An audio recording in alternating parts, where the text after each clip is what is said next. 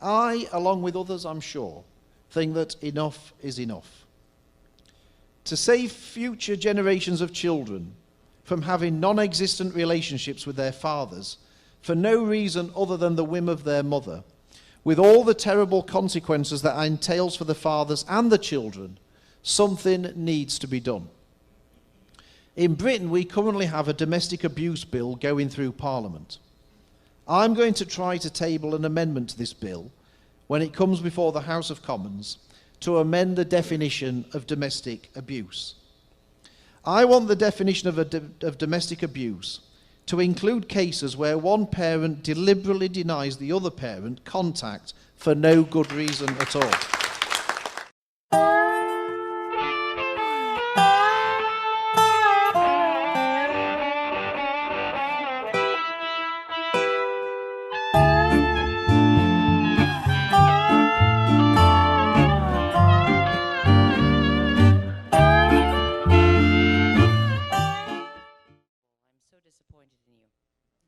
Now,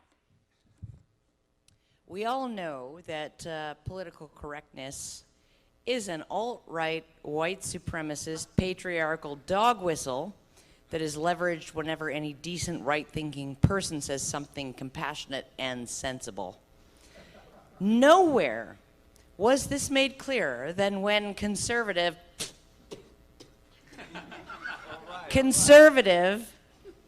patriarchal, toxically masculine, misogynistic British Member of Parliament, Philip Davies, yes, I'm looking at you,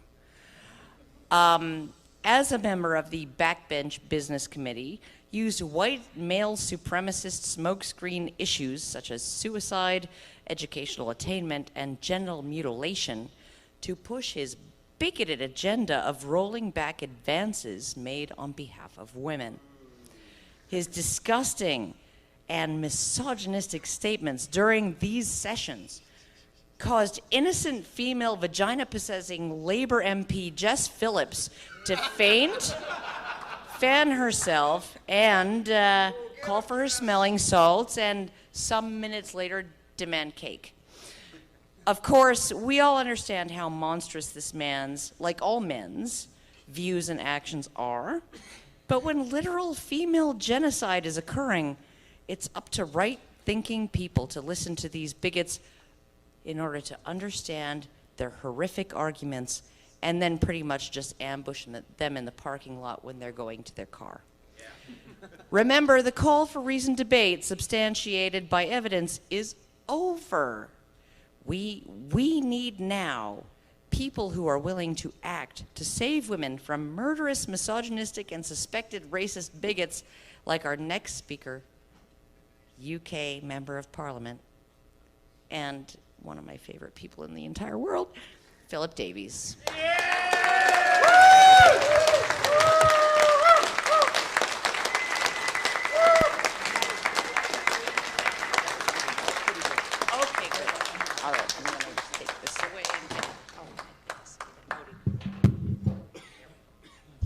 Thank you very much for that introduction. I think. I'm now being manhandled. If you're allowed to not use that word anymore. Person handled. Please accept my apologies. Don't gender me. Thank you. I'm delighted to be in Chicago to speak to you today about the battle against political correctness in the UK. And I'd like to thank you very much indeed for inviting me to do so.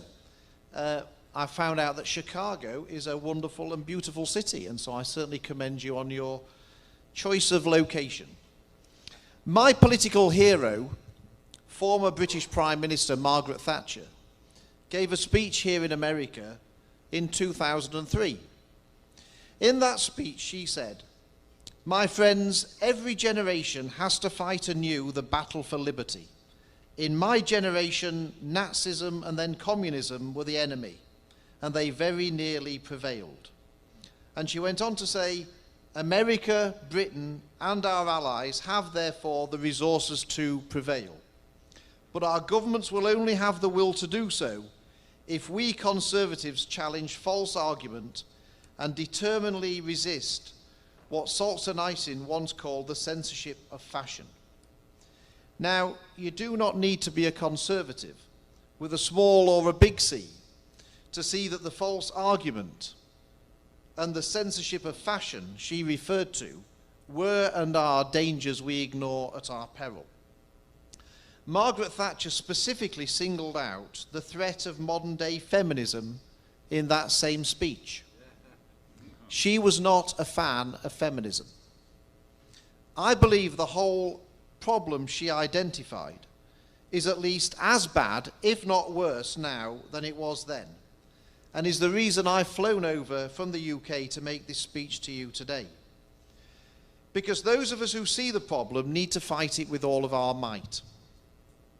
I make no apology for using the phrase militant feminists in this speech when discussing those we need to challenge, because I believe these feminists are fighting a war against men. A war which I did not ask for, and which I certainly did not expect to be conscripted into. Hey you! Yes, you! Watching this video. Did you miss out on going to the International Conference on Men's Issues? Or did you go and now you missed the fun times you had at this amazing event? Experience the magic of ICMI 2019 again, or for the very first time, with Honey Badger Radio's ICMI disc set. The disc set brings ICMI presentations together in one convenient package, as well as disc set exclusive Badger bonus content. Enjoy behind-the-scenes Badger interviews with free speech and men's issues luminaries, like Sargon, Janice Fiamengo, and Count Dankula, as well as a never-before-seen Badger cartoon. Also available is sparkling ICMI merch, such as our professionally designed program book, sticker sets, badges, and more. Go to feedthebadger.com and claim a piece of men's rights history for yourself. And I want to be crystal clear that, as I have said many times before, my argument is only with a few. Not all feminists are militant. Some genuinely want to see equality. I have no argument with them at all. In fact, I'm on their side. My battle is with those few militant feminists, specifically with those who say they are fighting for equality, when in reality they want nothing of the sort. Their version of equality is literally whatever they think benefits women. They want equality when it suits, and special treatment when it suits. And I'm also at odds with the politically correct males who pander to all this nonsense. Either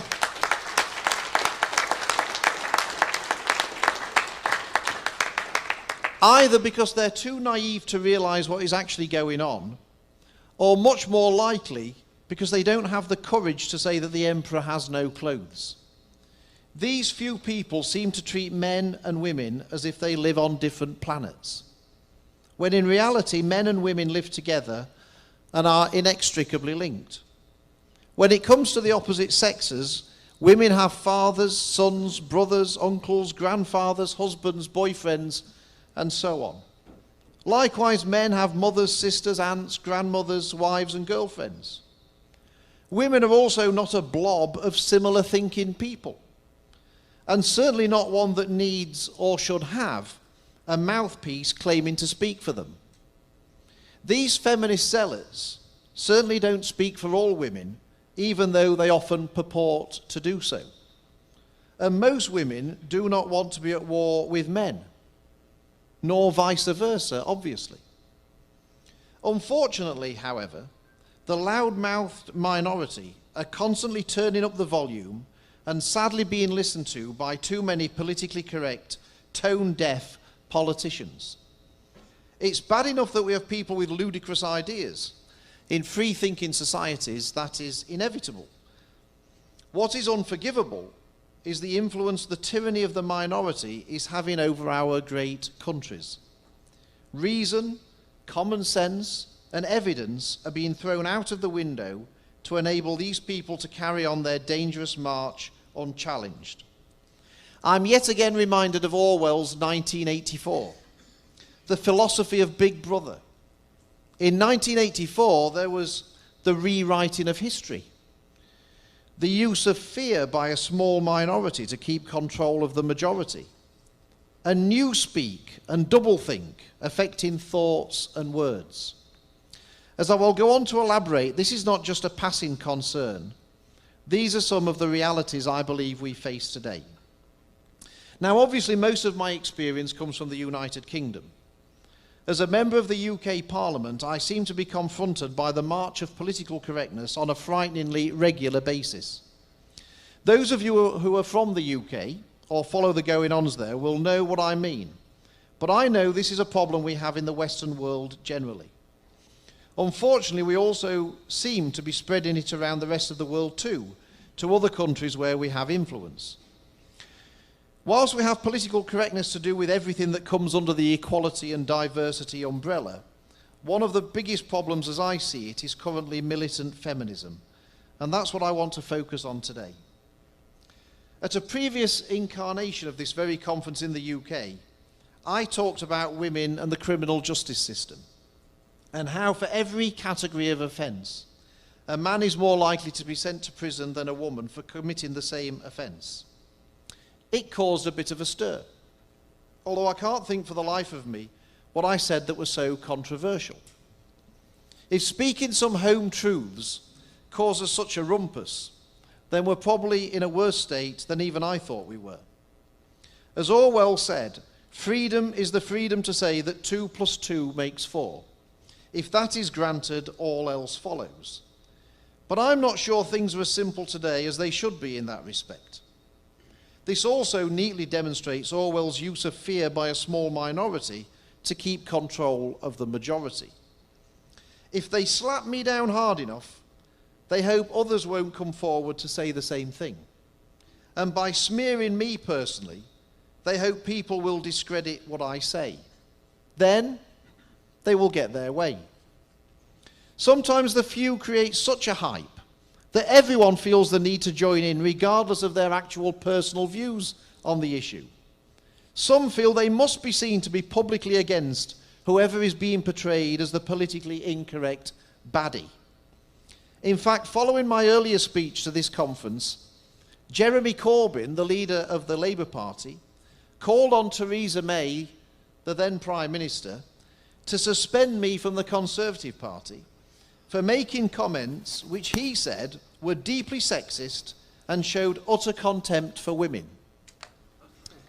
Now, obviously, neither Jeremy Corbyn nor anyone else for that matter could actually point to anything I had actually said that was sexist or showed contempt for women, because of course I hadn't said anything of the sort. But when do these people ever let the facts get in the way of a good attack on someone challenging their cosy consensus? That whole justice gender gap issue came about because I was constantly being told in Parliament that women were being treated more harshly than men in the criminal justice system. I was appalled and wanted to do something about it. It was wrong that women were treated more harshly just for being women. However, after considerable research, using the government's own figures, this assertion unsurprisingly turned out to be a huge myth. On every level, as I spelled out, it was very clear that the opposite was true, and it was women who were and still are treated more leniently. I keep making the same argument that men and women should be treated the same, not something that most people disagree with, apart from, of course, those in positions of power and the few I've talked about who seem to have their ear, unfortunately. At least hardly anyone is saying now that women actually are being treated more harshly in the criminal justice system. So that's one small victory, I guess. Although there is no major call for women to now be treated equally from politicians, I can tell you. Just the other day in a debate in Parliament, a female MP suggested that women should in fact be treated more leniently simply because they are women. Bearing in mind that this is even more leniently than they are already being treated, as all the figures show is the case, this demonstrates precisely what I've been saying, that some advocate equality, but only when it suits. Rather like flipping a coin, where heads, women win, and tails, women win too. This particular MP went on to say, It's not discrimination to treat women offenders differently. It is a recognition of the different factors that contribute to women ending up in prison. Of course it is discrimination to take the fact they are a woman to be the material deciding factor in their treatment in the criminal justice system and not their individual circumstances. Just saying it isn't doesn't change anything. It's still discrimination.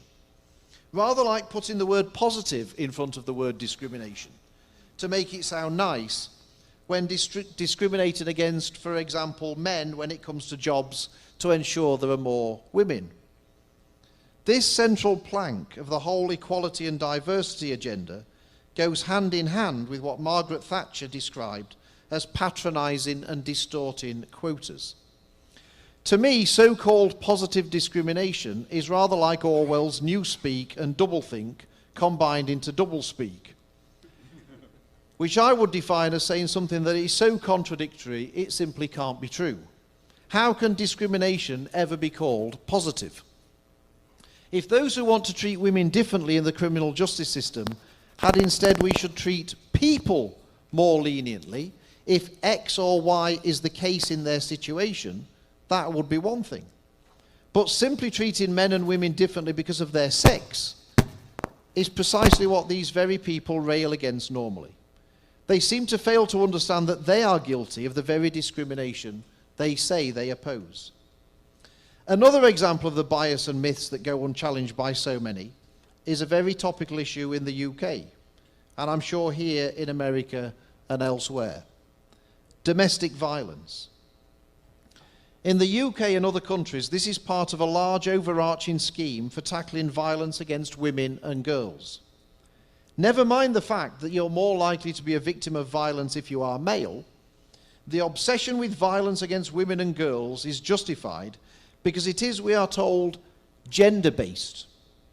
The whole strategy and targeting of effort is, they say, as it is all about violence against women because they are women by men.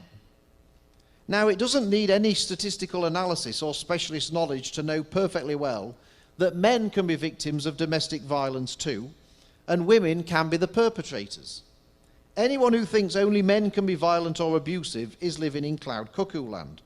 Yet this is unbelievably the starting point for official UK government strategy, it seems. There could not therefore have been a bigger irony than recently in the UK's flagship policy area of female genital mutilation. This was at the heart of the gender-based violence against women strategy. Yet the very first person to be convicted of committing a female genital mutilation offence in the UK was, yep, you've guessed it, a woman. A mother, in fact, who apparently coached her 3-year-old daughter to lie to the police to cover up her crime. So much for the gender-based argument there. Another interesting fact that is an inconvenient truth when it comes to women victims of domestic violence is that in the UK, in the latest year for which there are figures, women were more likely to be a victim of domestic abuse if they had a female partner than if they had a male partner. The official figures show that 8.4% reported being female victims of non-sexual partner abuse with a female partner, whereas 5.1% of women with a male partner were victims of the same abuse. Based on these figures, I make it that you are over 1.5 times more likely to be a victim of domestic violence as a woman in a lesbian relationship than a woman in a heterosexual relationship. It definitely seems to me that the gender-based Bible on domestic abuse needs to be amended. Just for completeness, 5.1% of men with a male partner reported being victims of non-sexual partner abuse. In other words, men were exactly as likely to abuse a man as a woman, according to these figures. Yet a further chink in the gender-based violence theory. Another thing on domestic abuse which flies in the face of the feminists' asserted theory is as a result of a question asked in the British Crime Survey. That was, how acceptable is it for someone to hit or slap their partner in response to their partner having an affair or cheating on them? In 2017, more women than men said it was always, mostly, or sometimes acceptable. Interesting too is the fact that when it comes to attitudes to violence, the younger people are, the more acceptable they seem to think it is in some cases in the UK. For example, the same crime survey showed that 16 to 24-year-olds were between 1.6 and 2 times more likely to say it was always, mostly, or sometimes acceptable to hit or slap their partner who was having an affair compared to 55 to 59-year-olds. The irony here is that this comes from a generation brought up under the influence of institutionalised political correctness that is supposed to make everyone kinder, more tolerant, and more respectful of each other. Then we have the disgraceful double standards when it comes to domestic violence, perfectly illustrated by cases of violence, unbelievably, involving British members of Parliament. In 2014, a male MP, David Ruffley, was cautioned for assaulting his partner, his female partner. He was condemned from all angles, investigated by the Conservative Party, and ultimately hounded out of his job. Now, I'm certainly not here to defend what David Ruffley did. Domestic violence is completely unacceptable. But then we fast forward to the case of a female Member of Parliament, Sarah Champion. She was, incredibly, the shadow minister responsible for equality and domestic violence in 2016, who admitted assaulting her partner too, male partner. Was she condemned for that? Not by many. Certainly not by Jeremy Corbyn, who was leader of the Labour Party, said he was 100% behind her following the revelations. Given that this is the same Jeremy Corbyn who said I was deeply sexist for saying nothing, I will let people make their own minds up about who is sexist. Me, or someone supported a female domestic abuser when there is not a chance on earth he or anyone would support a male domestic abuser in the same way. Astonishingly, this has not just happened once in the British Parliament, with a female MP being the perpetrator of domestic violence. More recently, we had Layla Moran, a Liberal Democrat Member of Parliament, who admitted slapping her ex-partner, male partner, in March this year, in fact. She tweeted about it. And some of the responses were also unbelievable. I quote, Libby Clwyd, Lib Dem, replying to her. Everyone has done something that they regret. Everyone has lost their temper at some point. This is life and a non-issue. You have our full support. Councillor Nick Da Costa, a fellow Liberal Democrat, tweeted back, thank you for sharing, Layla Moran. It's very brave of you to do so. And you are an inspiration. An inspiration. Not only was she congratulated, but was at the same time urged to become the leader of the Liberal Democrat Party. This hypocrisy is breathtaking. When the BBC featured the news of David Ruffley's case, one of their political editors said, a caution for assault cannot be overlooked. The reality, however, in politics seems to be that it can only not be overlooked if you are a man. Female MPs are often claiming the whole political system is unfair towards women. I disagree with them about that. Yet I certainly did not notice their clamour for equal treatment here. Another downside of being a man, it seems, is when it comes to a relationship breakdown and there are children involved. This is very concerning to me, and I've heard horrific stories where children have effectively been dragged into a tug of war, and on occasions a very one-sided one at that. I'm certainly not saying that it's just women who do this, but I think it's fair to say men are on the receiving end in many cases. Some women are perfectly capable of being manipulative and vindictive, and I feel very sorry indeed for fathers subjected to this treatment. I also feel very sorry for the children being used in these situations as weapons against their own parents.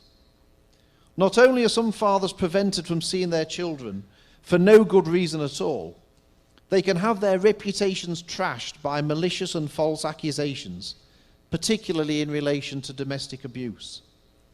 and even the horror of their children being completely turned against them in the whole ugly process. I, along with others I'm sure, think that enough is enough. To save future generations of children from having non-existent relationships with their fathers for no reason other than the whim of their mother, with all the terrible consequences that entails for the fathers and the children, something needs to be done. In Britain, we currently have a domestic abuse bill going through Parliament.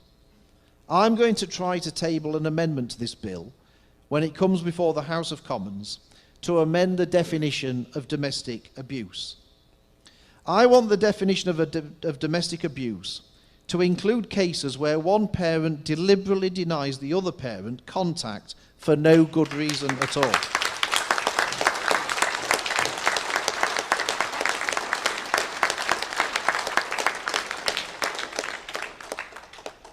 As far as I'm concerned, this is just as abusive as some of the other listed abuse, causing significant distress, upset, and harm. In some cases, the harm is so bad it can tragically lead to suicide. Anyone in Parliament who allows this recognised situation to continue without trying to do something about it should be ashamed of themselves. I also want to table a further amendment to include false allegations of domestic abuse as domestic abuse in its own right.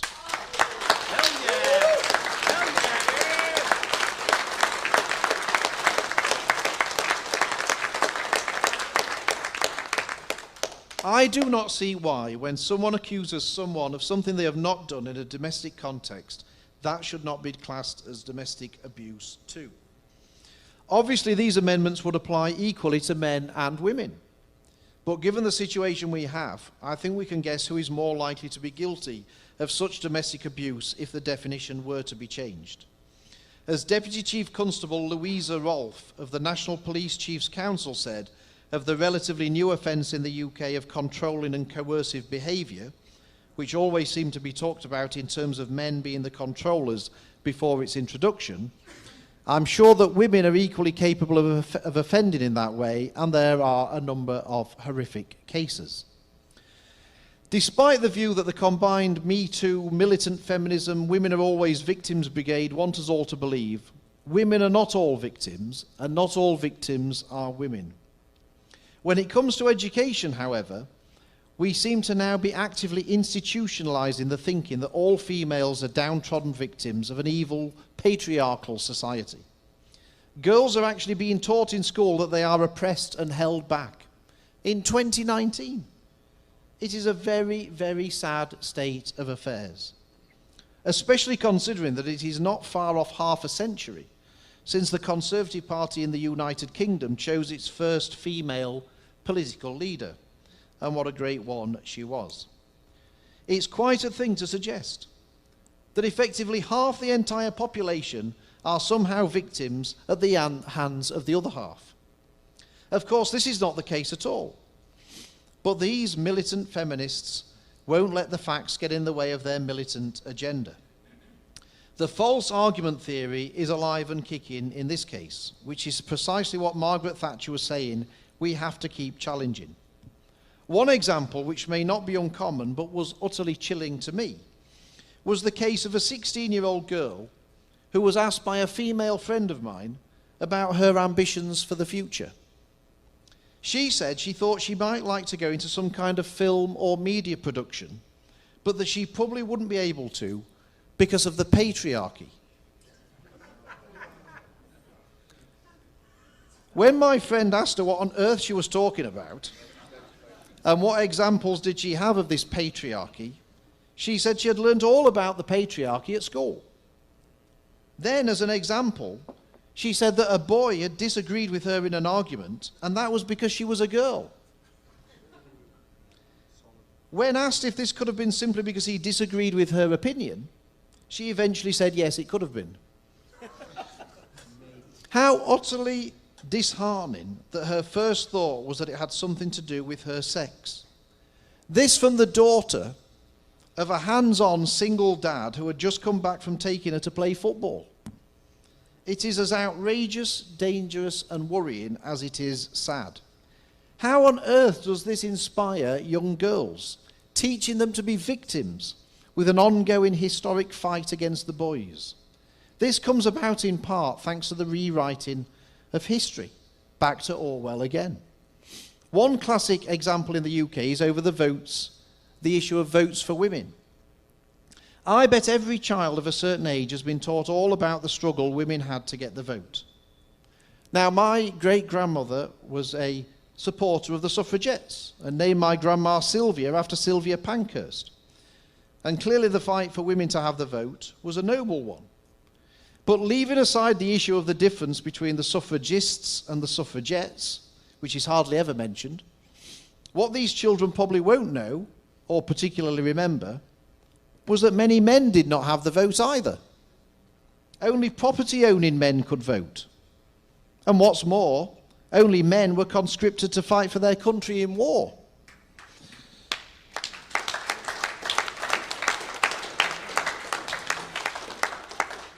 Some of the very same men who also did not have the vote, for that matter. I'm not sure men fighting in the First World War with such a huge loss of life was always mentioned in the context of the feminist narrative of portraying brave women fighting against men for a vote. This would not, of course, fit with the militant feminist version of history, with women always as victims. If we rewrite history like this, we are getting into very dangerous territory indeed.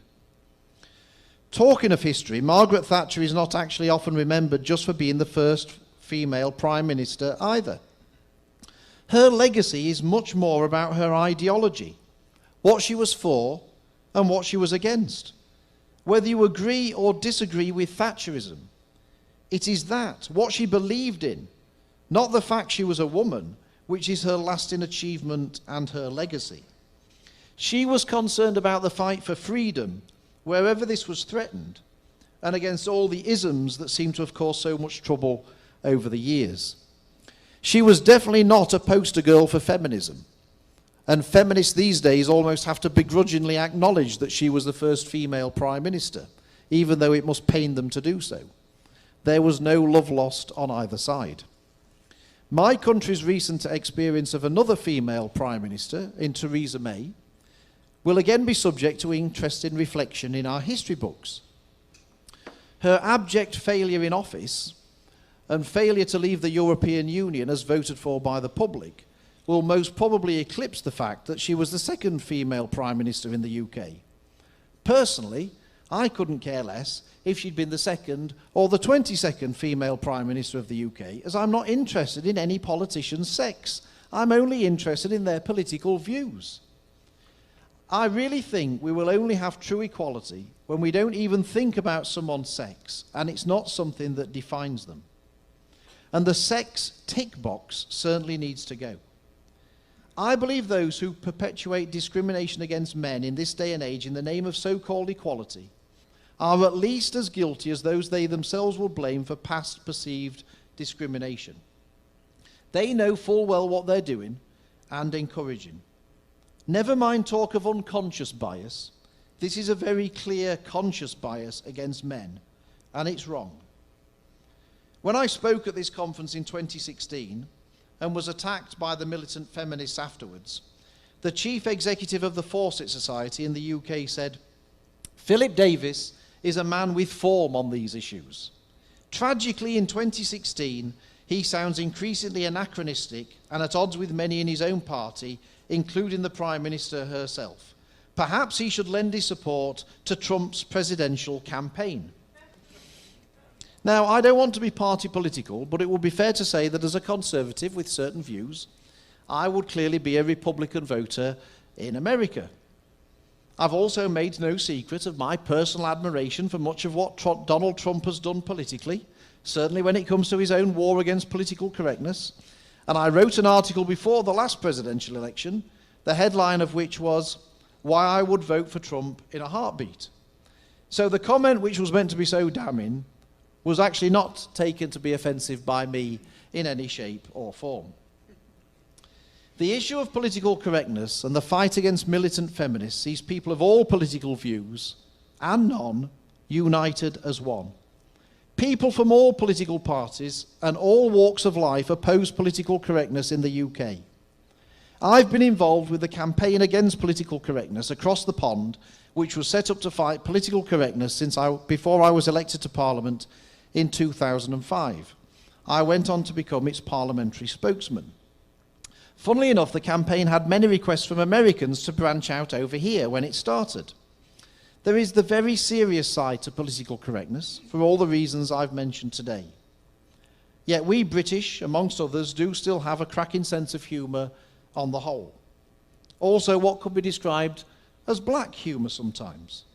I hope that is never lost, as having the ability to laugh at yourself or situations is a great way to cope with the madness that seems to go on around us.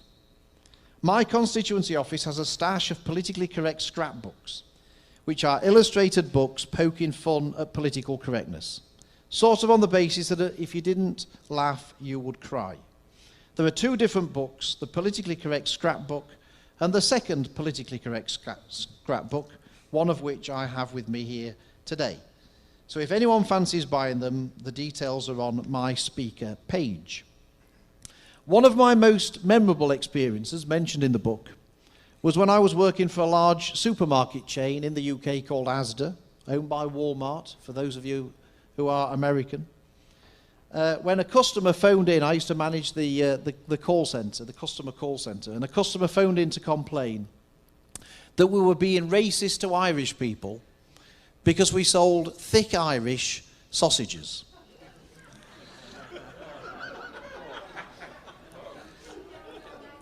Trying to persuade this particular customer that the thick related to the sausage and not the Irish was, I'm afraid, an unequal task that I was not up to. She was having none of it, I can tell you. Now, these sorts of things can easily be laughed off, but the serious side is not so easy to disregard, nor should it be. Political correctness genuinely affects people, some very significantly, and fighting back is the only option. One day, I hope, we will see a return to common sense. Now, I started with a quote from Margaret Thatcher, and will end with another of her quotes from the very same speech she made here. Because as was so often the case, they were wise words. She said, "Then as now, strong arms and stout hearts were called upon to sustain the struggle for truth and right. I, for one, will continue to fight for the truth and what I believe is right, no matter what others try to throw at me, because this battle is too important to lose." Thank you.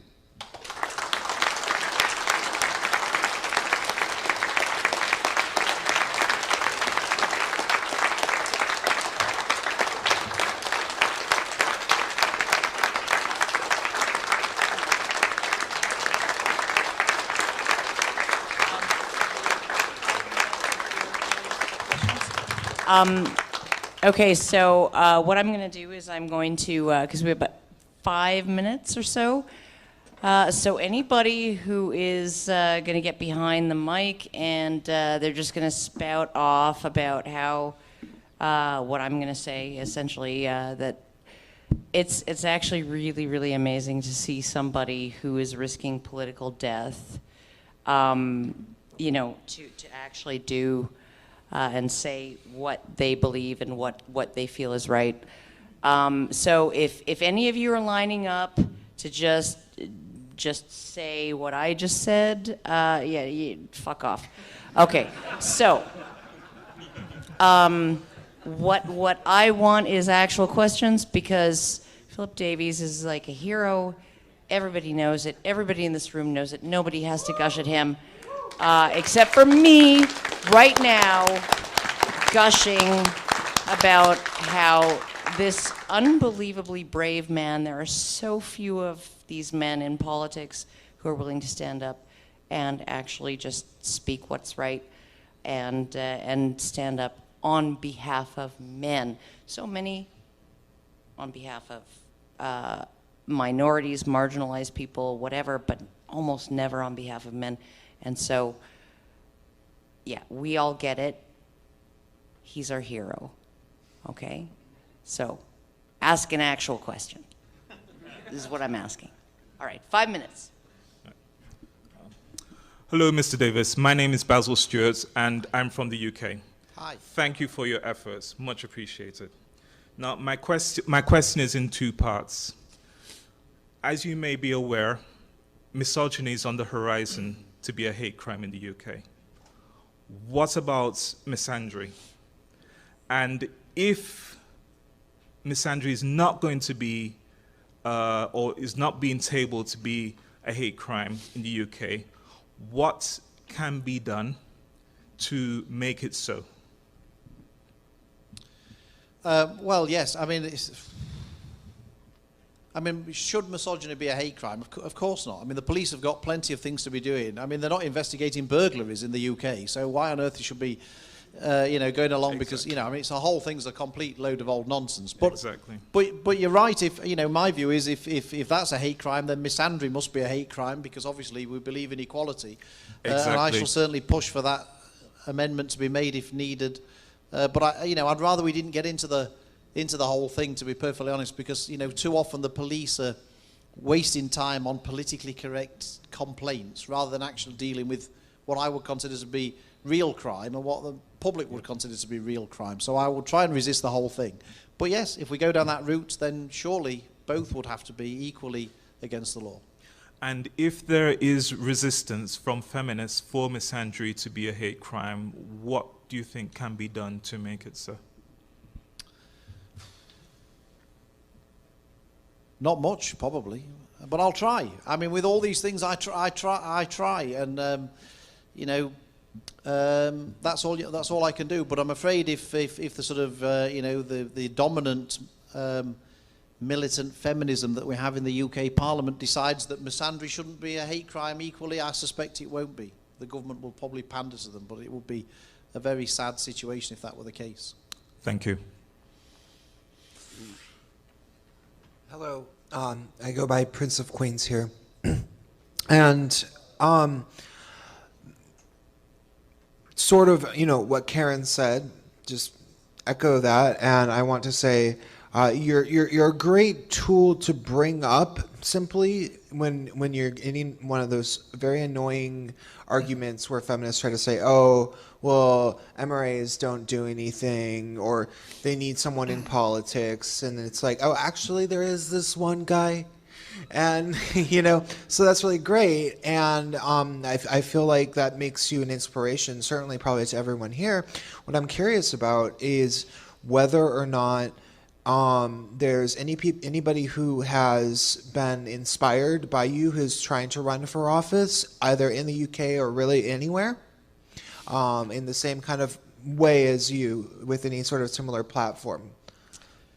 Well, I very much, thank you for your kind words. I very much doubt it. I'm not sure that anyone's been inspired by me at all, to be perfectly frank. But those, if anybody, no. But if anybody is inspired by me politically in the UK, my advice to them is not to say so. Because that will be, where are they going to go? They're not going to get anywhere. No political party is going to take them on. So I hope if they were, they keep it to themselves. That's what my advice to them would be anyway. All right. Thank you. Thank you. Hi. Hi.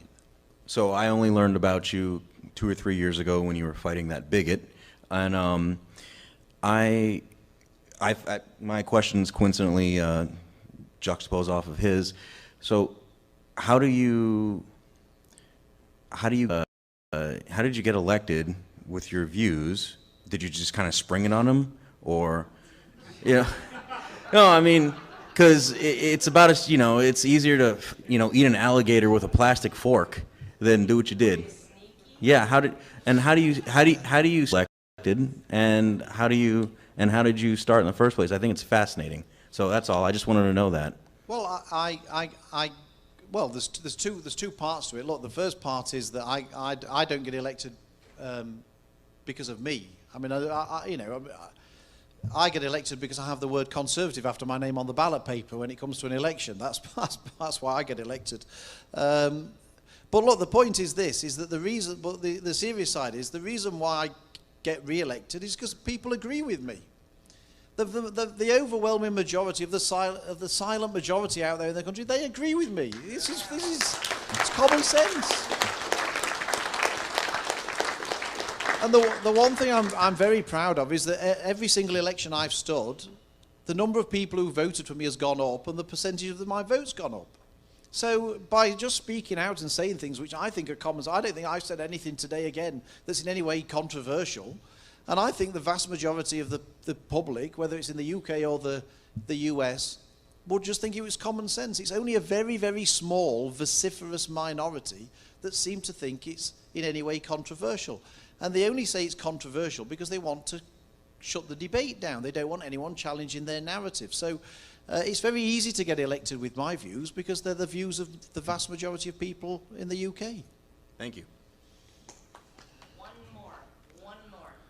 Okay. Oh, there's two. Let them do two. No. We only have time for one more, and you better make it quick. I'll be quick. Thank you, first of all. It's a question about the BBC. I'm curious. I remember you were to be featured in a BBC Three comedy show a while back, and that didn't come to pass. And the last I heard, you had written to, I think, somebody high up in the BBC about your treatments. I'm just curious if you've anything to say about that. Yeah, well, the BBC is, again, another institutionally left-wing organisation, which I have many run-ins with over the years. There was a so-called comedy show that I think was, I didn't see it, to be perfectly frank. Somebody pointed it out to me, which basically just said stuff which was completely untrue. And the BBC, to be fair, did apologise and accept that what they said was inaccurate. But yes, but I mean, look, I think it was Winston Churchill who said that a politician who complains about the media is like a captain of a ship who complains about the sea. You just got to get on with it, really. I don't mind. And the thing is, the way I look at it is that I take inspiration from people hurling abuse at me, because I think if they're that bothered about what I'm saying, they're hurling abuse at me, I must be doing something right. I must be making some impact if they feel so threatened by what I'm saying they've got to hurl abuse at me. So whenever people hurl abuse at me, I tend to thank them and say, thank you for inspiring me to keep going, because while ever you keep hurling abuse at me, I know I'm onto something, and I know I'm on the right track. And I think that's the best way to look at these things when you get abuse, whether it's from the BBC or whoever. Because if you weren't making any impact, they just ignore you. So the more abuse I get, the better. Thank you.